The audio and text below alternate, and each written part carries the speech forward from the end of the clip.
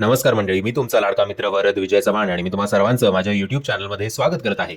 मंडळी, जर तुम्हाला एक इमोशनल फॅमिली ड्रामा बघायची इच्छा असेल तर येत्या 22 मार्च 2024ला एक नवीन मराठी सिनेमा आपल्या भेटीला येतोय, ज्या सिनेमाचं नाव आहे जन्मऋण.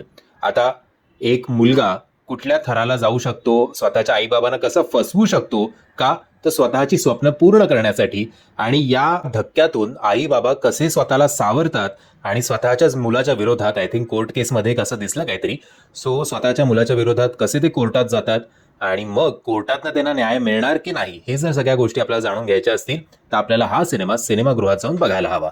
ओव्हरऑल आय थिंक प्रमोशन या सिनेमाचं फार कमी झालेलं आहे. सो मी तुम्हाला विनंती करेन की जास्तीत जास्त या सिनेमाचा ट्रेलर जो आहे तो मी त्याची लिंक देतो तुम्हाला खाली डिस्क्रिप्शन बॉक्समध्ये, तो जास्तीत जास्त लोकांपर्यंत शेअर करा.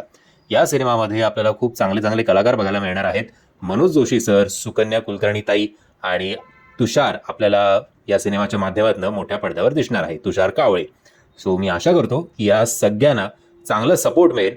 आणि जरा प्रमोशनमध्ये कुठेतरी कमी पडलाय, पण आता माहिती नाही. आता आज तारीख आहे 19, याचा ट्रेलर आला होता आय थिंक काल का परवा, आणि आता हार्डली 3 दिवसात हा सिनेमा सिनेमागृहात धडकणार आहे.